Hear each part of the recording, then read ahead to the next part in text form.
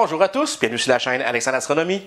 Aujourd'hui, vidéo un peu plus technique. On va parler de focale, de diamètre, de rapport focal et aussi de pouvoir de définition. Donc, pouvoir de définition, c'est le pouvoir d'un télescope à définir des petits détails dans une photo. C'est parti! Vous l'avez vu mon beau gilet, hein? James Webb Télescope. Tout d'abord, on va commencer par la focale. Donc, la focale, c'est la distance que la lumière parcourt dans le télescope ou la lunette. Puis, plus le chiffre est élevé, plus le zoom va être important. Donc, si on prend un télescope, une lentille 50 mm, donc la focale est de 50 mm, donc 2 pouces, ça va faire une photo qui va être grand champ, non zoomé. Si on prend par exemple un Mac comme ça, qui est un Max-Utov casse-grain, celui-ci, il y a 1800 de focale. Donc, la lumière parcourt 1,8 m avant d'arriver sur le capteur. Donc, on a un zoom vraiment important. Parlons ensuite du diamètre. Donc, le diamètre, en fait, c'est pas compliqué. C'est le diamètre de l'ouverture du télescope ou de la lentille. Donc, ici, Samyang 135 mm, f2. Si on fait le calcul, que je vais vous montrer tantôt, ça donne une ouverture d'environ 72,5 mm. Donc, c'est très ouvert pour la focale. Donc, vraiment, c'est ce qui va définir en partie le nombre de lumières qui rentrent dans l'objectif ou le télescope, mais aussi le pouvoir de définition. Ensuite, on va parler du rapport focal. Donc, le rapport focal, c'est pas compliqué, c'est la focale divisée par le diamètre. Donc, si on prend, admettons, le SkyMax 150, il y a un diamètre de 6 pouces, donc 150 mm, puis il y a une focale de 1800 mm. On en arrive à environ f12. Donc, f12, ce que ça fait, c'est que plus que le chiffre est élevé, moins qu'il y a de lumière qui rentre. Plus que le chiffre est bas, plus qu'il y a de lumière qui rentre. Si je prends, par exemple, mon Samyang 135 mm, ben lui, il est ouvert à f2. Ce qui fait qu'il prend beaucoup plus de lumière que le SkyMax pour le même temps de pause. Il y a un calcul, c'est pas juste faire des multiplications, c'est au carré en tout cas. Fait que si je me trompe pas, il faut poser 10 ou 12 fois plus longtemps avec lui pour avoir la même lumière à f2. Donc c'est important. Donc pour le choix des télescopes, c'est important de vérifier le rapport focal. Si on veut faire du ciel profond, théoriquement, ça doit prendre un rapport focal qui a de l'allure, comme environ f5, f4. Ma Zenith Star 81 qu'on a ici est à f5.5 avec son réducteur. Donc ça, je trouve que c'est une belle moyenne. C'est après la moyenne des lunettes d'astronomie, c'est pas mal ça. Donc, ce qu'il faut retenir, petit chiffre rapide. Donc, quand on dit rapide, la lumière rentre rapidement. Mais rapide, c'est une expression, c'est que ça prend moins de temps à prendre une photo. Puis, plus que le chiffre est grand, f12, ben, c'est un télescope qui est plus lent. Donc, c'est ce qu'il faut retenir. Maintenant, on va parler de pouvoir de définition. Donc, le pouvoir de définition, c'est un mix entre la focale puis le diamètre. Donc, oui, j'ai un télescope de 70 mm de diamètre, puis j'ai une focale de 2000 mm. C'est un exemple. Ça va zoomer énormément, mais à cause du petit diamètre, je n'aurai pas de détails, ça va être flou. Si j'ai un télescope comme un C14 de Celestron, qui a environ 3000 mm de focale, 3 mètres et même plus, par cœur, je ne sais pas, mais qui a un diamètre de 14 pouces, bien là, je vais zoomer, mais en plus de ça, je vais avoir des détails. Donc, c'est pour ça que c'est excellent dans le planétaire, parce qu'il y a des planètes, il faut zoomer beaucoup pour sortir les détails des planètes. Donc, pour pouvoir de définition, c'est le diamètre. Donc, c'est toujours important d'avoir du diamètre. Ici, on a le SkyMax 150, donc c'est un bon petit compromis. 1800 de focale, f12, avec un diamètre de 6 pouces. Donc, à 6 pouces, on commence à avoir plus de détails dans les photos que, disons, 70 mm. Il existe une échelle pour le pouvoir de définition.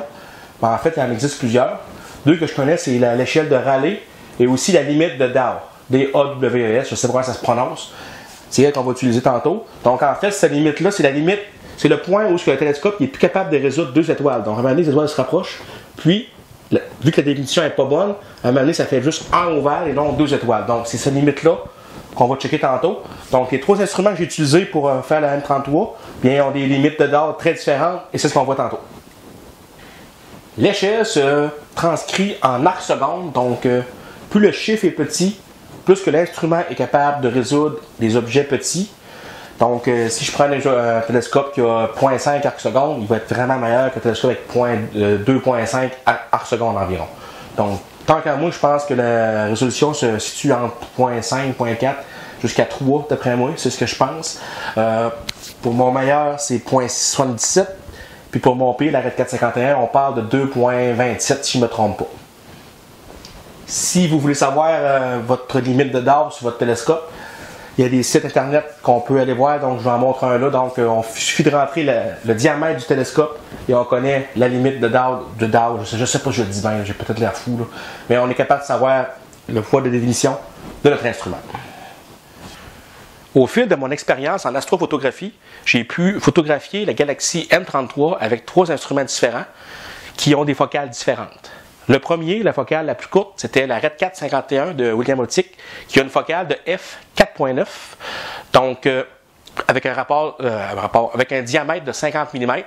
Donc ça fait un champ assez large, la galaxie apparaît petite dans le champ de vision, puis ça fait des détails qui sont moins bons. Ensuite, j'ai acheté la Zenith Star 81 mm qu'on voit ici, que j'ai encore.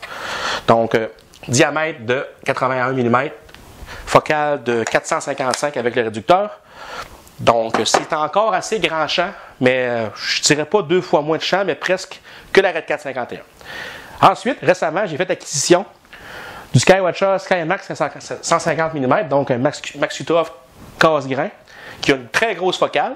Puis, c'est pas très conseillé en ciel profond, mais je l'assis quand même. Donc, j'ai pointé M33. J'ai mis ma petite lunette guide que j'ai ici, qui est vraiment pas adaptée à ça. Puis, je me suis dit, je vais essayer. J'ai laissé rouler la chose. Je suis allé à ma ligue de billard, j'ai joué au billard. Puis, quand je suis revenu, ça posait encore. Puis, j'ai été surpris que le guidage était quand même très bon. J'avais un bon ciel. Donc, j'ai pu sortir une photo à 1800 de focale f12 sur M33. Puis, c'est ce qu'on va aller comparer. En passant, il y a une vidéo qui s'en vient. Oui, j'ai fait l'achat d'un nouveau télescope. C'est un Maxutov casse-grain de 150 mm de diamètre avec une focale de 1800, donc f12. Puis je compte bien l'utiliser en ciel profond et aussi en planétaire. Donc, il y a une vidéo qui s'en vient là-dessus. Est-ce qu'on est capable de faire du ciel profond avec un Mac? C'est ce qu'on va voir dans la prochaine vidéo. Vu l'écart de temps entre chaque prise de vue, j'ai décidé de retraiter les 3 photos avec mes dernières connaissances avec PixInsight. Donc, le comparatif va être plus juste. Donc, on parle de loin. Là, la Red 451, ça fait presque 2 ans. Donc, on retraite ça égal pour avoir vraiment une belle comparaison de définition. Les gars, on se retrouve. Donc, je vais vous montrer premièrement les 3 photos avec leur champ naturel. Donc, on commence par la Red 451 M33, pris il y a à peu près 2 ans. Donc, c'est parti. Donc, on constate que la photo est quand même une belle photo. Mais si on zoome beaucoup, on constate qu'on perd un peu de champ. Donc, voici le champ que ça donne pour la Red 451. Ensuite, on y va avec la Zenith Star 81. Déjà là, en partant, on constate que le champ il est moins large. Peut-être pas 2 fois moins large, mais il est quand même moins large. Donc, la galaxie est plus zoomée et les détails sont meilleurs parce que j'ai un meilleur diamètre. Ensuite, on a le SkyMax 150 mm. Donc, le voici. Et là, on se rend compte qu'on a beaucoup plus de détails dans la photo. Non, on n'en voit pas, c'est pas elle. Ok, gang, j'ai décidé de faire aussi une comparaison avec zoom égal. Donc, pour commencer, la Red 451. Donc, on constate que ça commence à être flou quand on zoome beaucoup. La Red 4 est capable de pousser jusqu'à 2,7 secondes d'arc de pouvoir de révolution. Donc, c'est quand même pas si pire, mais c'est pas ce qu'il y a de mieux. 2,27. Si on prend la Zenith Star 81, elle, on parle ici de 1,43 secondes d'arc. Donc, on s'améliore. Plus que le chiffre est petit, plus que ça fait des détails. Si on regarde ici le paquet d'étoiles, ici, c'est quasiment comme une ligne. Tandis qu'ici, c'est mieux défini. Même chose pour la nébuleuse NGC 604 qu'on voit ici dans la galaxie M33. Puis, si on prend la galaxie, on prend une galaxie. Si on prend le SkyMax 150, on se rend compte qu'il y a bien plus de définition. On commence à voir vraiment les amas d'étoiles, les petites étoiles. La nébuleuse NGC 604 est plus définie. Donc, le dernier test que j'ai fait, c'est j'ai zoomé sur la nébuleuse, justement, la nébuleuse NGC 604. Donc, à savoir, c'est la plus grosse nébuleuse connue de l'univers à date. Donc, elle est située dans M33. Donc, qu'est-ce que ça donne au Red 451? C'est ce qu'on va regarder là. Donc, on voit ici que la nébuleuse, il n'y a pas grand détail. C'est surexposé. On voit quand même des petites lignes, mais c'est quand même pas très fameux. Donc, ici, on parle d'une résolution de 2,27 arcs secondes. Ensuite, avec ma Zenith Star 81, on regarde ça. on se rend compte qu'on a déjà beaucoup plus de détails. Si on compare entre les deux, on a plus de détails, plus de dynamique. C'est un peu moins surexposé aussi. Même autour, on se rend compte aussi que, comme vous pouvez voir, voyez-vous les pixels, là, on se rend compte que l'échantillonnage est meilleur avec les 80 mm parce que c'est la même caméra, puis elle a des pixels de 4,7, me semble, 4,7 microns, donc c'est mieux adapté. Donc ça, c'est pour la Zenith 181. Ensuite, on y va avec le SkyMax 150 mm. C'est parti. Donc là, oui, il y a des artefacts. J'ai fait un traitement rapide, puis je me suis rendu compte par la suite que le fond de ciel n'est pas fameux. Mais on peut quand même constater qu'on a beaucoup plus de définition. On commence à voir les petits amas d'étoiles. C'est plus juste une tache, c'est des étoiles. On constate plusieurs régions dans la nébuleuse aussi, qui est très intéressant. Vraiment. Puis c'est ça. On peut voir aussi ici que la démission, même de cette région-là qu'on voit là et là, est beaucoup plus définie.